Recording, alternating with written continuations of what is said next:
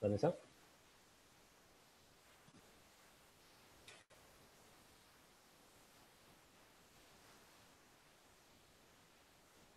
Se salió de pantalla, Vanessa.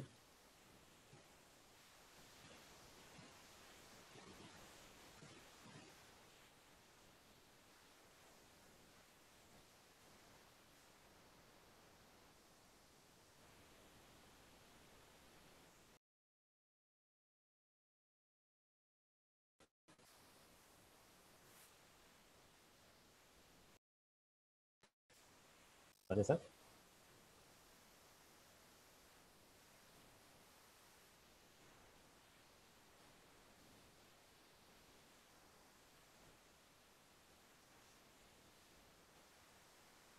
¿Comienzo?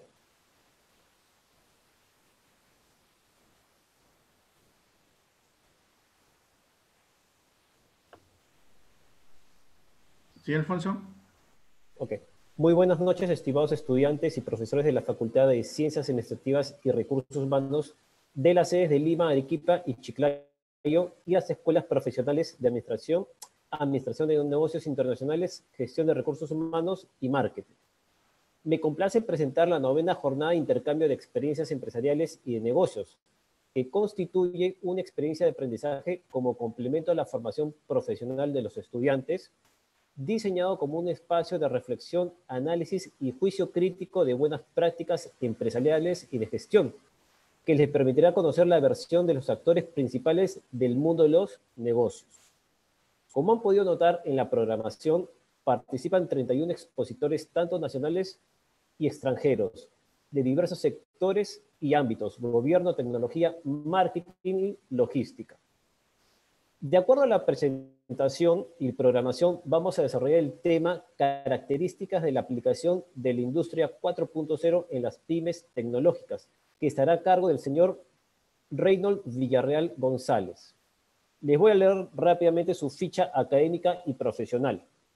El señor Reynold Villarreal González es MBA en Administración de Negocios Internacionales de la Universidad Autónoma de Nuevo León, México. Es licenciado en Contabilidad Pública por la UANL y es licenciado en Educación Media Superior con especialidad en Matemática de Nuevo León, Monterrey, México. Su ficha profesional ha sido gerente administrativo de Maquinado de Equipos y Tanques SADCB en Monterrey, México. Actualmente es gerente de crédito de comercializadora Victory y es catedrático de negocios internacionales en la Universidad de Monterrey, México. Ok, te doy pase. Muchas gracias, es un placer conocerte.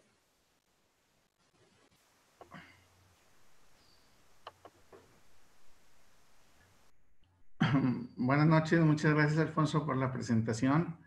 Pues mi nombre es Reynold Villarreal, efectivamente tengo 15 años dando clases en la Universidad Autónoma de Nuevo León en diversas materias, pero principalmente de finanzas y de contabilidad.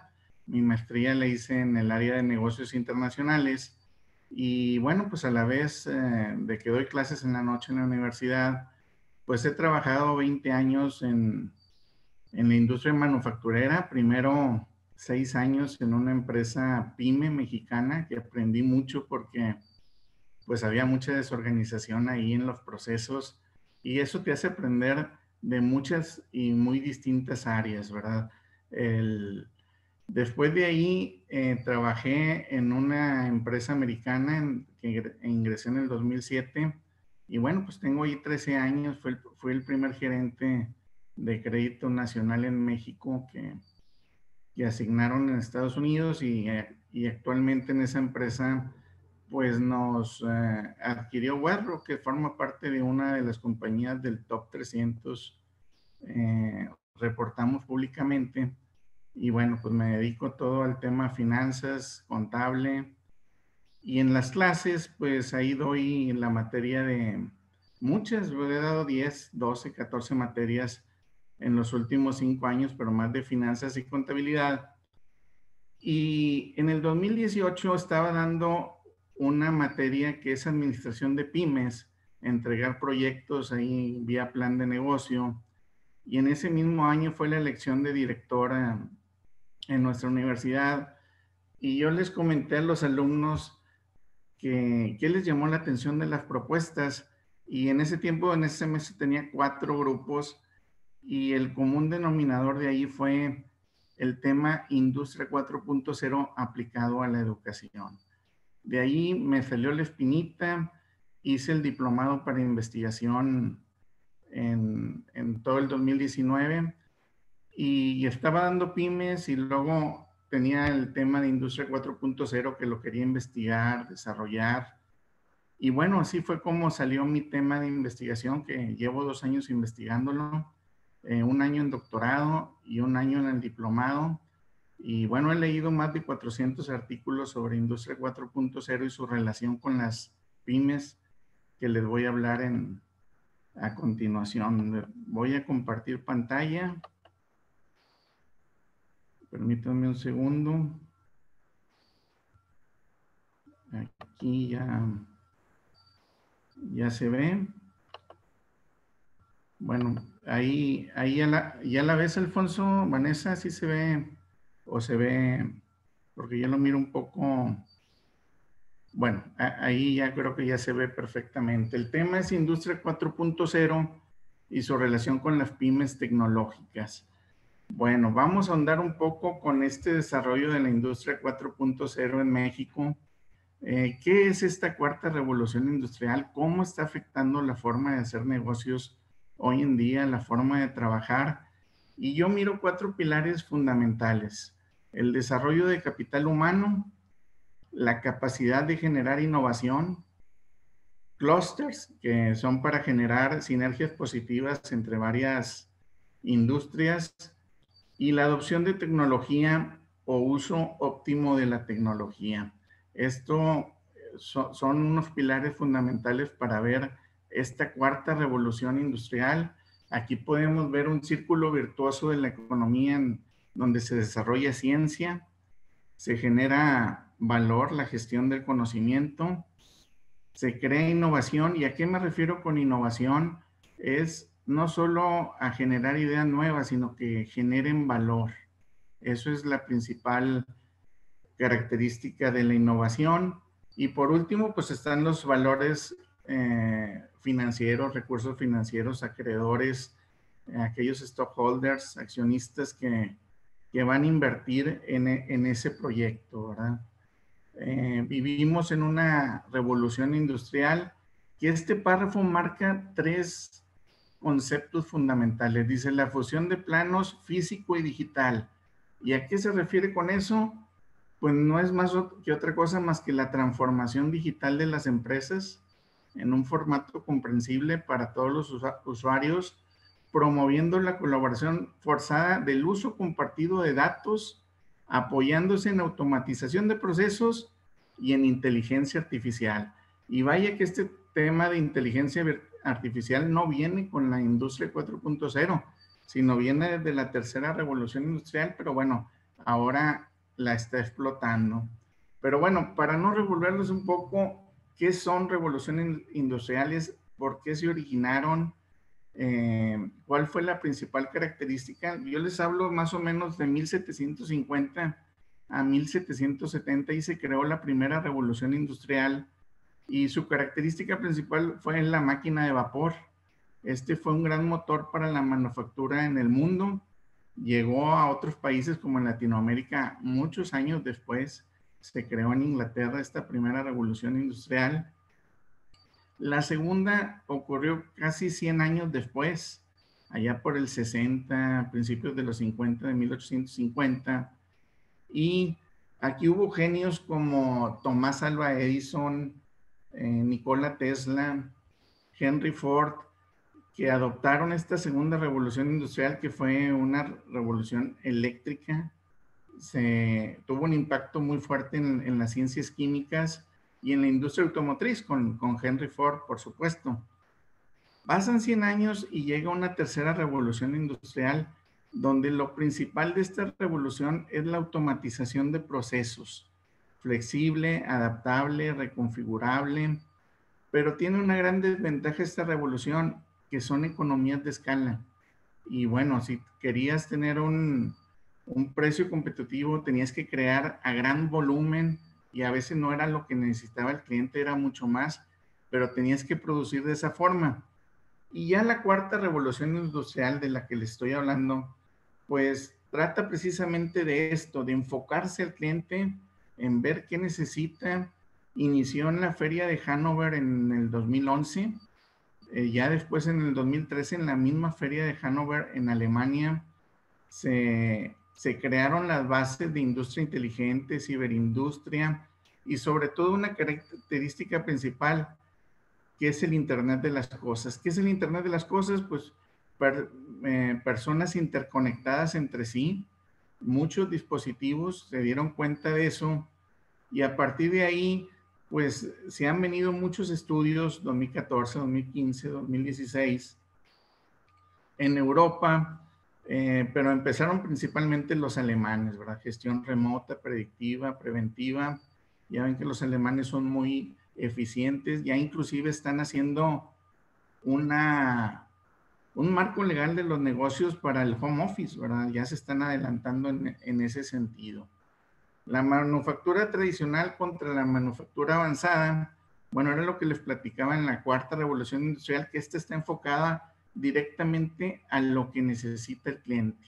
Así de plano, la tradicional, pues les digo que está enfocado a economías de escala y la manufactura ahora avanzada tiene esa particularidad de que va enfocado directamente con el cliente. Ya es una manufactura más inteligente, donde hay varias características que vamos a estar viendo a lo largo de esta presentación. Una es el Internet de las Cosas, que les había comentado que es prácticamente la conectividad entre máquinas, personas. Muy interesante los estudios que hicieron los alemanes a raíz de esto y que desencadenó en la cuarta revolución industrial. Hice unos estudios aquí sobre México, el país en el cual yo resido, y las principales características que tenemos, somos el país número 6 de proveedor de la industria norteamericana aeroespacial. Exportador de televisiones, somos el número 1. Fabricante de automóviles, exportador de aeropartes. Si bien estamos especializados en muchas industrias que han venido a invertir directamente, inversión extranjera directa, y de ahí vino mi cosquillita, mi duda. Bueno, si la industria farmacéutica y la automotriz ya están invirtiendo en industria 4.0, las compañías que le surten a estas grandes transnacionales, pues son pymes y las pymes van a tener que migrar a los procesos. En ese tiempo yo visualizaba ahí por 2024, 2025, pero bueno, llegó la crisis sanitaria del COVID-19 y lo único es que vino a acelerar el proceso de adopción de la industria 4.0 en las compañías, incluyendo las pymes. Mi estudio estaba basado en que iba a crear nuevos modelos de negocio, nuevos ingresos, pero ahora ya después de la crisis sanitaria de la pandemia, y ahora el que no la adopte, pues ya es un asunto de supervivencia prácticamente, el que no adopte el comercio electrónico. Aquí les doy un mapa de nuestra República Mexicana donde está enfocada la manufactura. Obviamente en el norte del país está todo lo aeroespacial, lo automotriz, lo farmacéutico. Y en el Bajío, que está pegado a León, Guadalajara, pues hay grandes industrias automotrices. Está la Mazda, BMW en Fresnillo, Nissan, que tiene más de 30 años en Aguascalientes, y así está lo que es la manufactura avanzada en México. Ya en el sureste, pues se dedican más a cuestiones de turismo. Esta gráfica les muestra los casos de éxito en investigación y desarrollo en México. Está el caso de Bombardier, de aviones en Querétaro, MAVE, 3M, que también la tenemos en Monterrey y San Luis Potosí, Ericsson, Honeywell en Chihuahua, la Bosch, que también es de la industria automotriz, al igual que la Nissan, y todas estas industrias pues tienen que invertir mucho en investigación y desarrollo para crear procesos innovativos para la automatización de los mismos, ¿verdad? ¿Qué es la capacidad de generar innovación? Bueno, hay que entender el concepto en sí de qué es innovación. Yo les hablaba que tiene que generar valor, pero yo me estoy enfocando mi estudio, mi investigación a las empresas de base tecnológica. ¿Y cuáles son ellas? Pues son todas organizaciones productoras de bienes y servicios comprometidas con el diseño, desarrollo y producción de nuevos productos y o procesos de fabricación innovadores a través de la aplicación sistemática de conocimientos técnicos y científicos. Eso es lo que es la innovación en sí. Fue declarada en el Manual de Oslo por la Organización para la Cooperación y Desarrollo Económico, en la cual dieron las directrices de cómo se debe manejar la innovación, allá por el año de 1997. Y esta tiene dos pilares fundamentales. Uno es los gastos de investigación y desarrollo. Obviamente les voy a presentar un gráfico donde desafortunadamente nuestro país y Perú pues invierten muy poco en, lo que es investigación y desarrollo contra el PIB. Estamos en menos del 1% y contra los países escandinavos, Suecia, Dinamarca, Noruega, el mismo Canadá en América, pues destinan casi el 5% de su PIB en lo que es patentes, gastos de investigación y desarrollo. Y esto a final de cuentas pues va a ser una inversión. Está la inteligencia artificial, que este concepto yo les quiero decir que no surgió a raíz de la industria 4.0, viene desde la industria, desde la tercera revolución industrial en los 60s, con la automatización de procesos mismos, crear robots. Ahorita el país en el mundo que es líder en el mercado en uso de robots es Corea del Sur. Entre más inviertes en tecnología, pues vas a obtener mayor productividad. Eso es lo que yo tengo que demostrar cuantitativamente y cualitativamente esto. Y después de Corea del Sur vienen pues los países de Europa, los que les digo de Suecia, Dinamarca, Noruega, pero ya vienen con 300 robots por cada 100,000 empleados. Corea del Sur tiene 850 robots por cada 100,000 empleados. Es un dato impresionante para ese país.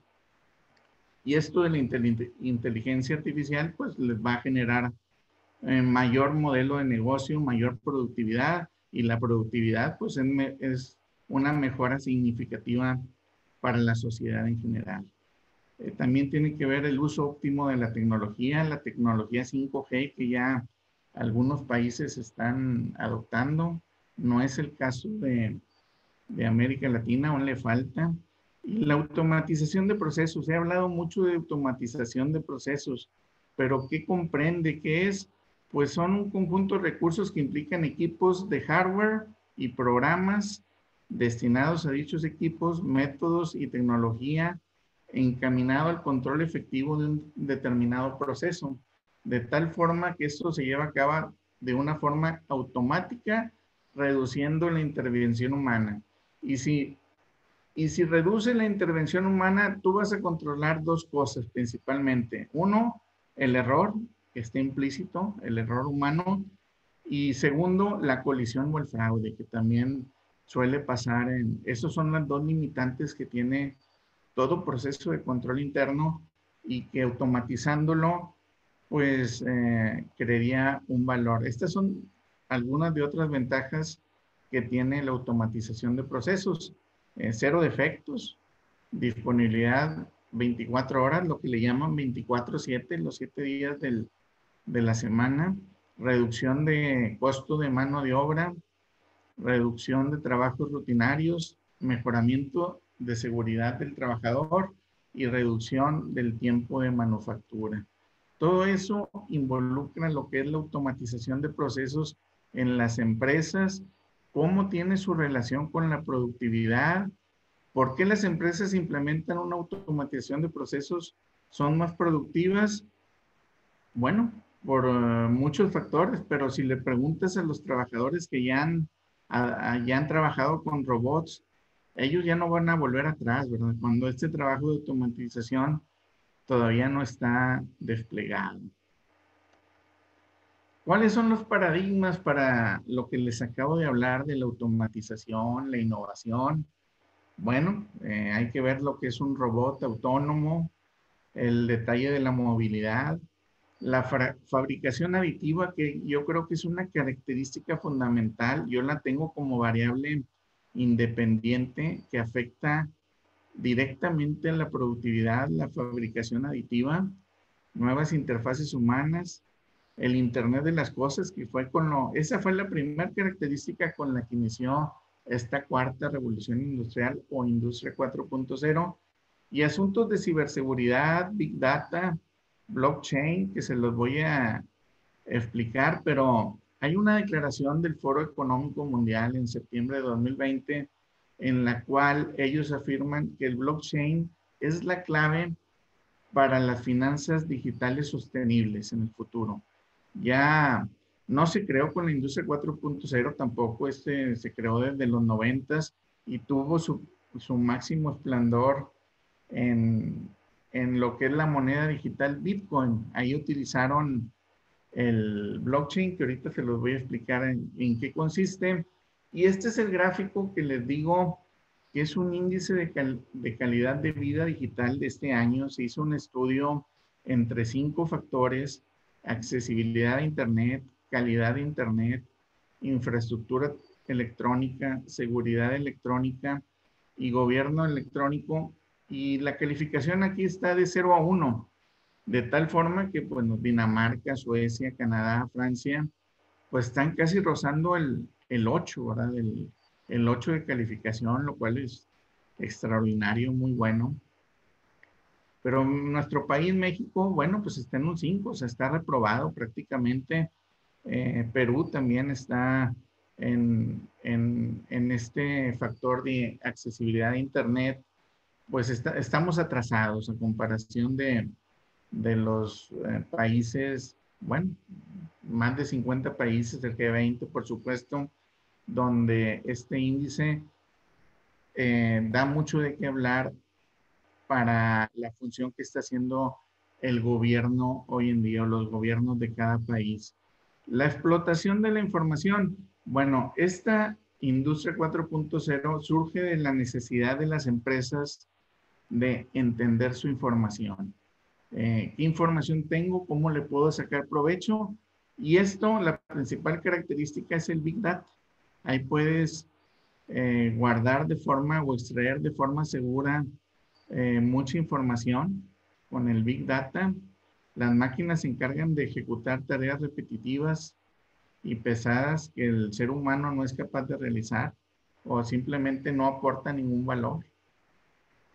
Documentación centralizada es otra ventaja del Big Data, facilita la comunicación, agiliza proyectos, se asegura de que toda la documentación que se genera en toda la compañía llegue a todos los trabajadores. Lo que es la comunicación es muy importante en esto. Y bueno, la productividad y procesos productivos inteligentes, o también llamado fabricación aditiva. ¿En qué consiste esto? Bueno, el punto número 1 es la disponibilidad, segundo es el rendimiento y tercero es la calidad. ¿Qué se entiende por calidad? Pues incidencias por piezas con defectos, ya sean materias primas en mal estado. Todo eso va a crear checklists, cambios de turno, toda esa información se junta y en base a eso los administradores financieros de las empresas van a tomar decisiones más eficientes, más efectivas y en tiempo y forma, definitivamente. ¿Qué tendencias alrededor del mundo están creando las nuevas tecnologías? Y hay un comparativo en este gráfico donde está el país de Estados Unidos, Francia, Alemania, España y el Reino Unido. ¿Y qué es lo que mide este gráfico? El stock de capital de nuevas tecnologías, como pueden ser el software, bases de datos, investigación y desarrollo, computadoras y equipo de telecomunicaciones de las bases de datos. Este fue un estudio que realizó el CaixaBank a partir de ciertos datos en el 2019. Todavía nadie pensaba sobre la crisis sanitaria y fue un estudio bien interesante en la cual Alemania pues, se sitúa en el tercer país en número de robots por cada 10,000 trabajadores. Y el primero, como les comenté, pues es Corea y Singapur. Singapur está adoptando la tecnología, está adoptando y con ello se viene mucha inversión extranjera directa para ese país y todo se traduce en términos de dinero, de productividad, de mejor calidad de vida para la sociedad, pero todo es en base al uso óptimo de la tecnología. Y este gráfico pues muestra que México de plano le destina menos del 1%, como les dije, a gastos de investigación y desarrollo en nuevas tecnologías. Está en 0.55, más o menos oscila. Este es un estudio de la UNESCO, ¿verdad? El United Nations Education, Science, Culture and Organization, ¿verdad? Es su principal propósito de la UNESCO, pues es erradicar la pobreza en el mundo, ¿verdad? Que tienen mucho trabajo por realizar. Aquí viene lo que es el blockchain. ¿Qué es el blockchain? Fíjense, se creó desde el 91, pero vino a dar su tope con el Bitcoin en el 2009. Ustedes saben que el Bitcoin, pues es una moneda no digital, no regulada por el gobierno hoy en día. Y bueno, si ustedes quieren invertir en Bitcoin, pues es una auténtica montaña rusa, ¿verdad? En el 2011, cada Bitcoin estaba a $1 en promedio. O sea, si tú invertías $1,000 y sacabas esos $1,000 en el 2017, pues te hubieras llevado más de $1 millón, ¿verdad? Porque en ese entonces estaba en 9,800 dólares. Pero ¿qué pasa en 2018? Se cae el Bitcoin y esos $1,000 que invertiste en el 2011, pues se hubieran esfumado a menos de $200. Y ahorita, al día de hoy, en este momento, el Bitcoin está en $20,000, está en el máximo histórico. ¿Qué quiere decir? Que esos $1,000 pues se convierten en $20 millones, pero sí es una auténtica montaña rusa. Hay que invertir ahí. Si quieres dormir tranquilo, pues tienes que invertir algo que tú sepas que a lo mejor no vas a ganar, ¿verdad? Porque está muy cambiante lo del Bitcoin. ¿Y qué es lo que hace atractivo al Bitcoin? Pues que tiene características de blockchain, de transmisión de datos, almacenamiento de datos, confirmación de datos. Una vez que se acepta la información, ya no se puede borrar ni modificar. Es lo que le llaman la criptografía y eso lo hace muy seguro. Su tecnología está prácticamente en criptografía, es de carácter público-privado y bueno, es parte de las características del blockchain. ¿Cómo funciona? Hay dos partes, las cuales deciden intercambiar una unidad de valor e inician la transacción. Esta transacción son bloques, se verifica. ¿Quiénes son esos que hacen esa parte de verificación? Se les llama mineros, evalúan las transacciones y determinan si son válidas. Y bueno, viene ya después el hash con el bloque verificado y se ejecuta. Entonces, yo les digo que el Foro Económico Mundial considera esta característica del blockchain clave para las finanzas digitales sostenibles en un futuro muy, muy cercano. Estas son las utilidades: certificar información inmutable, crear y transferir tokens y crear contratos inteligentes.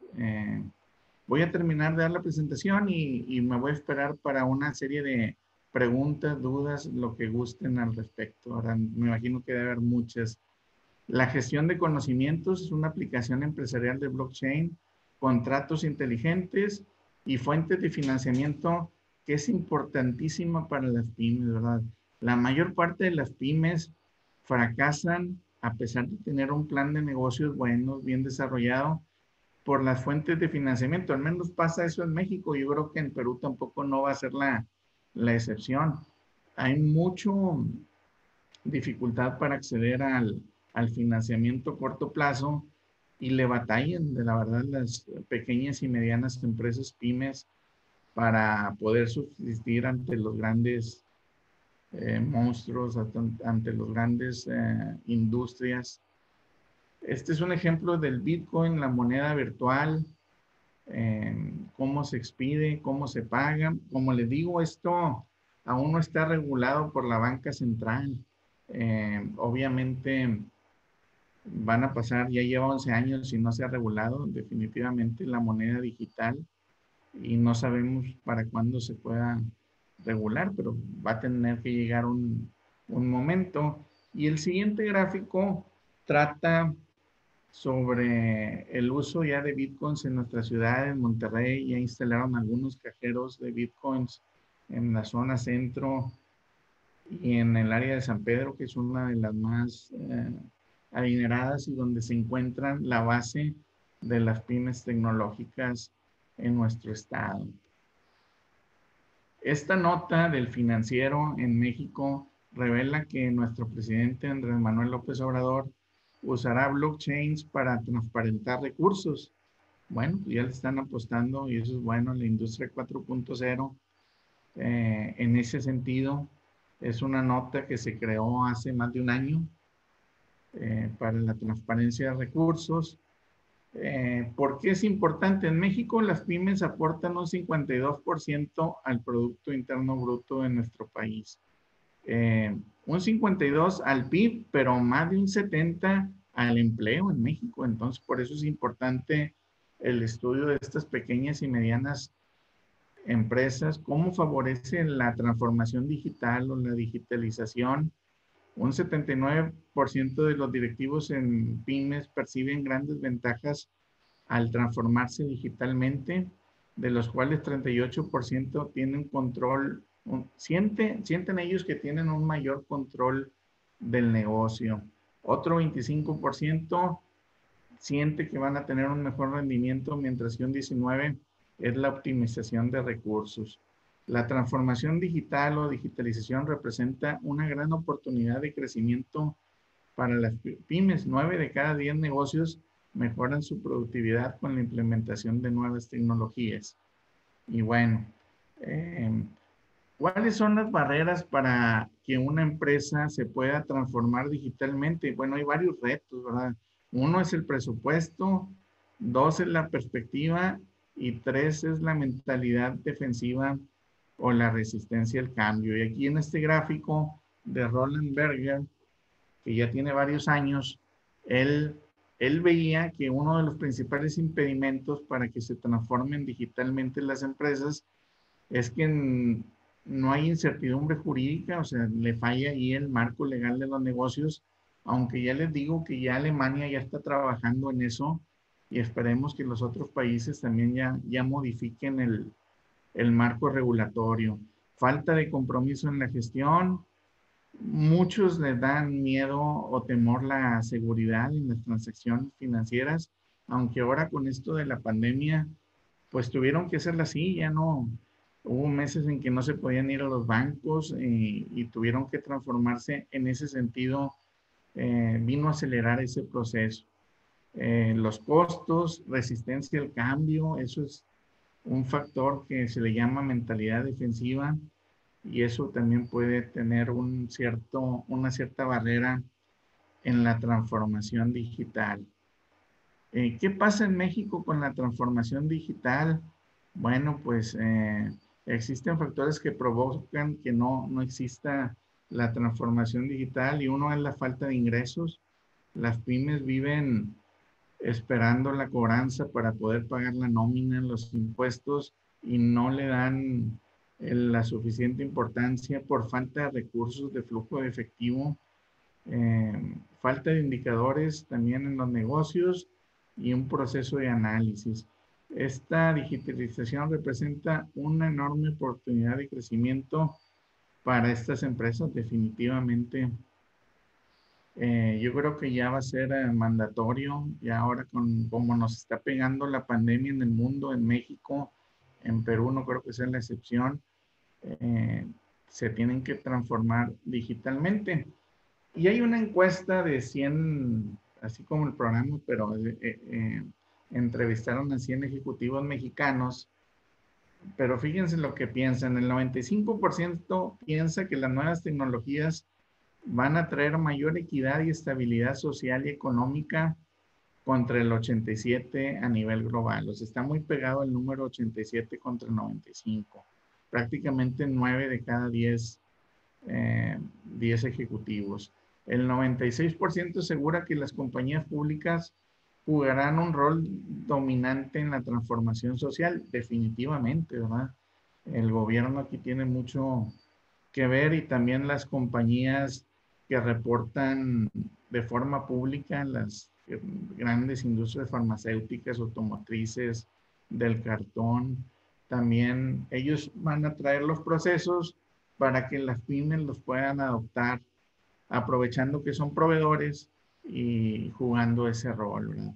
Apenas un 8% de los ejecutivos mexicanos ve la inestabilidad geopolítica como una amenaza para sus negocios y el 57% afirma que los sistemas educativos actuales prepararán adecuadamente a la fuerza de trabajo para afrontar la industria 4.0. Este es un dato muy interesante porque en México, pues sí estamos sufriendo con cuestión, no en cuestión de facultad, universidad, pero sí en cuestión básica, primaria, secundaria. Sí estamos sufriendo en la adopción de nuevas tecnologías, sobre todo por la infraestructura que tenemos. No hay una infraestructura óptima en el país. Hay un pesimismo respecto a que la tecnología vuelva más eficiente a los colaboradores. Tan solo el 29 cree que puede ayudar, mientras que los resultados generales, el 47 confía que así será. Y esto, el despacho internacional de Deloitte hizo este estudio por ahí del 2018 y está muy interesante este estudio y eh, se los quise comunicar. ¿Cuáles son las oportunidades a través de la transformación digital? Capacidad de adaptación constante a la demanda, que es la característica principal de la industria 4.0. Te tienes que adaptar a lo que pide el cliente y no fabricar de más. Servir al cliente de una forma más personalizada, que es más de lo mismo. Diseñar, producir y vender productos en menos tiempo. Eso es clave en competitividad. Añadir servicios a los productos físicos y crear series de producción más cortas y rentables. Y abajo hay una serie de índices facilitadores tecnológicos en los cuales pues está el Big Data, el Internet de las Cosas y la nube. El Big Data está en color mostaza, el Internet de las Cosas es un verde claro y el servicio de la nube está en azul un poco celeste y se mide en porcentaje Chile, México, Bolivia, Colombia, Ecuador, prácticamente todos los países sudamericanos, Argentina, Brasil y está ahí México junto con ellos de Latinoamérica. Y bueno, básicamente están liderando Chile y México en ese índice de transformación digital. La transformación digital en México requiere movilidad, inteligencia, conectividad, que es importantísimo, la cuestión de la conectividad y sobre todo la velocidad y producción, que si hay 3G o 4G o posteriormente vendrá el 5G, bueno, es un parámetro muy importante para que puedan operar eficientemente los negocios en México en base a transformación digital. Ya por último, pues les quiero mostrar la productividad en México. Ha tenido números negros hasta antes del 2019. Obviamente que con la pandemia y el cambio de presidente bajó ese índice global de productividad, pero bueno, ahí va un poco la situación. Globalización tecnológica, desarrollo de software, automatización, cooperación, Y bueno, les voy a presentar, no me voy a tardar mucho, en lo mucho 3 minutos para darles tiempo a que formulen sus preguntas de la implementación de Industria 4.0 en el mundo. Alemania pues fue el primer país y ya puso un programa de plataforma de Industria 4.0 que está en proceso y está trabajando muy bien. También el caso de Japón con Society 5.0, que es el nombre del programa. Está también Corea del Sur con todos sus robots y manufactura 3.0 inteligente, los chaebols, que son procesos de producción innovadores. Pues parte de Corea del Sur le está invirtiendo mucho en la fabricación aditiva. Todo esto es de Corea del Sur. China, que yo diría que es el líder mundial hoy en día en Industria 4.0, a pesar de que empezó en Alemania, tienen un programa muy ambicioso al 2025 en el cual están acaparando mucha inversión, mucho empleo, y todo esto es en base a transformación digital, automatización de procesos, innovaciones, fabricación aditiva, y todo esto lo incluye el Made in China 2025. Y bueno, está también el Reino Unido, que también tiene una estrategia de promoción 4.0, y Siemens, que tuve yo oportunidad de visitarla hace 4 años, su almacén, en una cobranza que tuve con ellos, y impresionante el almacén, todo robotizado, y eso fue hace 4 años. Me quedó realmente, quedé muy impactado al ver la forma de automatizarse de esta empresa. Y bueno, estas son mis conclusiones de la industria 4.0. Si gustan leerlas, yo invito ya sea Vanessa o Alfonso Cosillo para que quedo abierto para las preguntas que tengan los estimados estudiantes, y les dejo ahí mis conclusiones de lo que va y de lo que viene de Industria 4.0.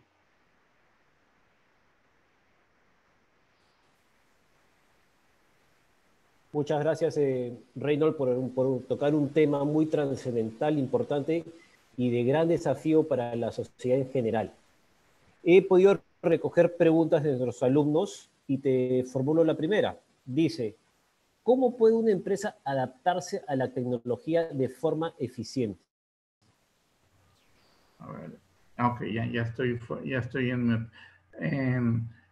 ¿Cómo puede una empresa? Pues primero hay que invertir, sobre todo hay que ver, aquí en la industria 4.0 tienes que ver tus competidores. Por ejemplo, si tú eres un proveedor de una empresa mundial como Heineken o como Cementos Mexicanos, pues tú puedes aprovechar esa sinergia, esos clústeres, para por medio de ahí entrar. Obviamente el gobierno también tiene que ver en el asunto de entrar a la tecnología, y ya como último recurso, pues poner tus propios recursos. Pero no solamente es invertir dinero, sino también hay que invertir tiempo, invertir talento.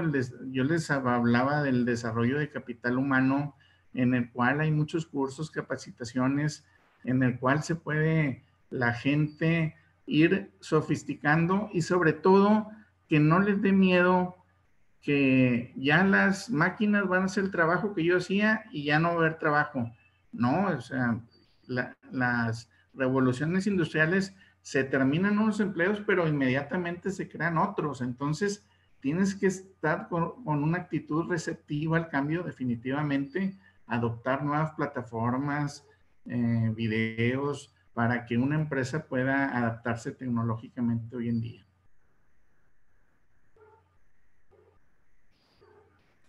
Gracias. Acá tengo una pregunta de Nelly Villafuerte. Dice, ¿cree que el Estado debe implementar una política comercial en base a la innovación como el camino al aumento de la productividad y competitividad? Pues definitivamente el Estado puede crear estrategias fiscales.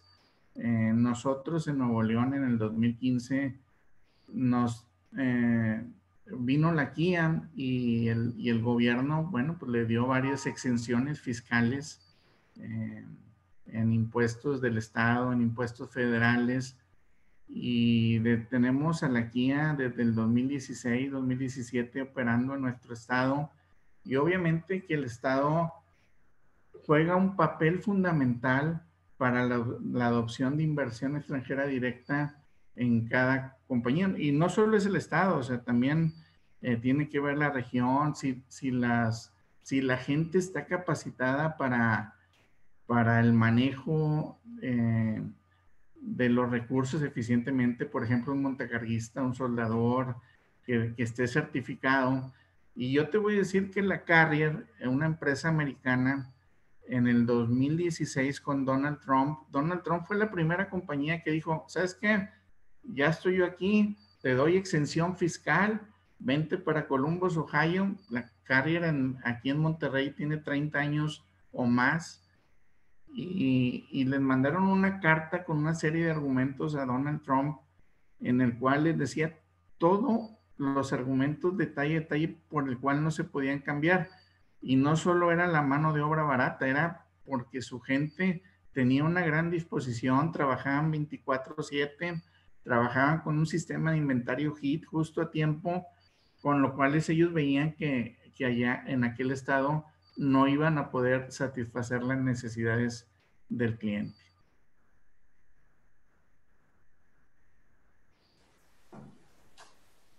Gracias, Reynold. Acá tengo una pregunta de José Morales Flores. Dice, buenas noches. En cuanto al impulso a la digitalización del mercado a la que nos ha orillado la coyuntura, ¿realmente qué tan grande es la brecha que existe en Latinoamérica para contar con los niveles de ciberseguridad necesarios en este escenario? La sensación que tenemos es que los hackers cibernéticos tienen mayor capacidad de instrucción y han incluso vulnerado algunos procesos virtuales del Estado.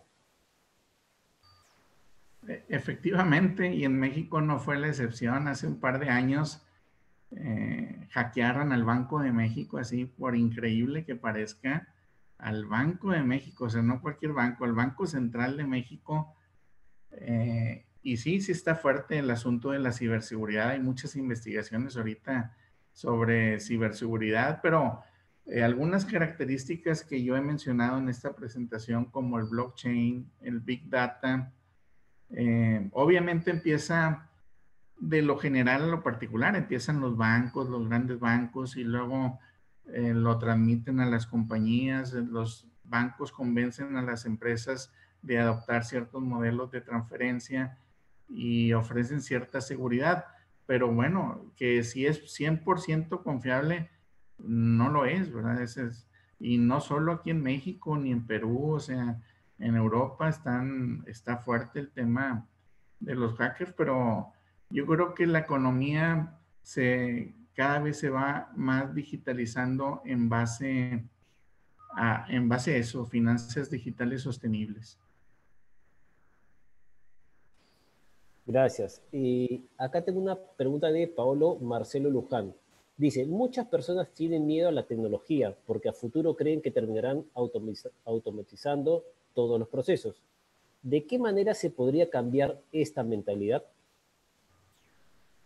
Sí, definitivamente hay mucha resistencia al cambio, una mentalidad defensiva de que ya vienen ciertas tecnologías a hacer el trabajo por ejemplo, Elon Musk, que está creando los autos eléctricos, y él es el principal impulsor del, del auto el automanejo, que no tenga un chofer. Ahorita está detenido no por cuestión tecnológica, sino por la cuestión del marco legal de los negocios. ¿Qué va a pasar en caso de un accidente? ¿Quién va a ser el responsable solidario al no haber chofer?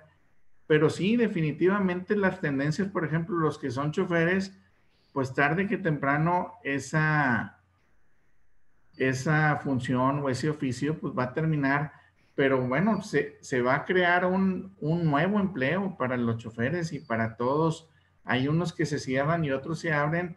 Y lo más importante, respondiendo a la pregunta de Paolo, es estar receptivos en el proceso de cambio, a tomar cursos, certificaciones, porque el mundo está cambiando y no hay forma de poderlo parar en este momento. Gracias. Acá veo bastante entusiasmo de los alumnos con la cantidad de preguntas que están formulando, pero voy a culminar con dos más. ¿Ok, Reynold?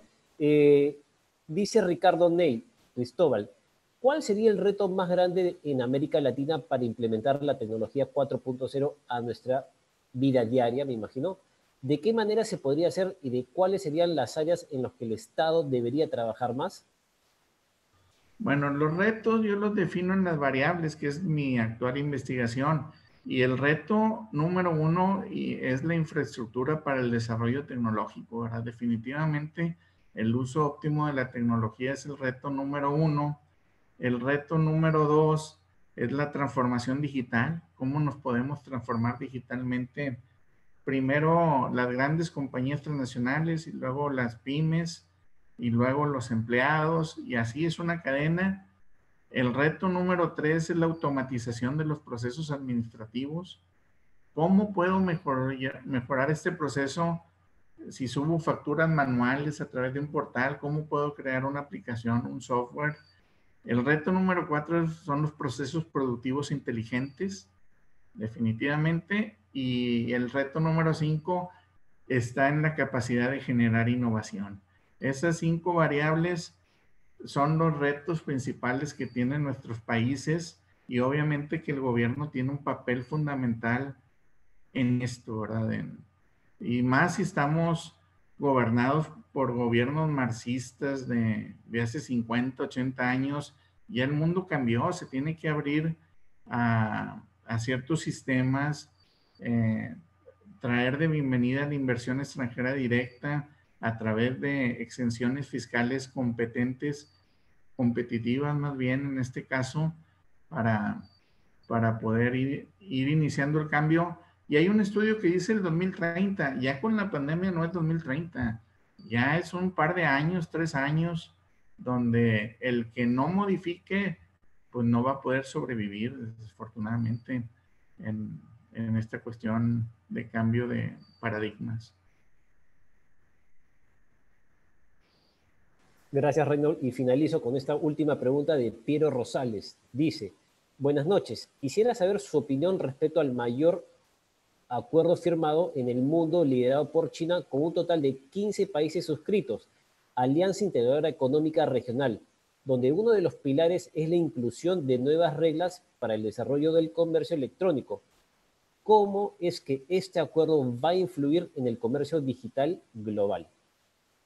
Totalmente, totalmente. China, como les dije, a través de su programa que está enfocado al 2025, está acaparando mucho empleo. El comercio electrónico con la pandemia se vino a acelerar totalmente. El asunto de entre China y la pandemia han venido a acelerar esta situación y sí, básicamente ya hay acuerdos, programas con Corea, Singapur, los principales de Europa. Está el asunto de Amazon, ¿verdad? Que en menos de 10 años se hizo una empresa billonaria y su principal característica es el comercio electrónico, el servicio que dan en ese comercio electrónico y está desbancando compañías que tienen 100 años en el mercado.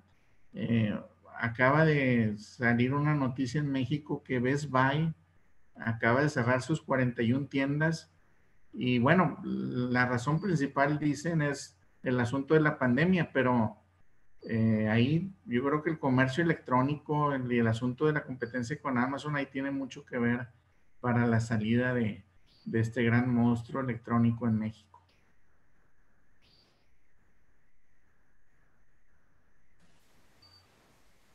Muchas gracias, Reynold.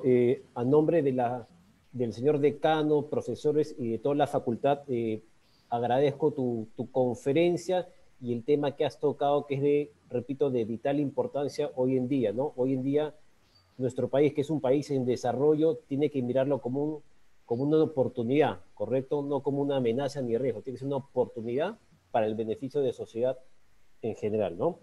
También quería agradecer a todos los docentes y estudiantes por su asistencia y por la formulación de las preguntas para Reynold. Por favor, un gran aplauso y te vamos a hacer llegar el certificado por los canales correspondientes. Gracias, Reynold. Muchas gracias, Alfonso. Muchas gracias y les mando un gran saludo a los estudiantes, maestros, directivos. Yo también soy alumno de la universidad, estoy ahí en el segundo semestre de doctorado y pues me encuentro abierto.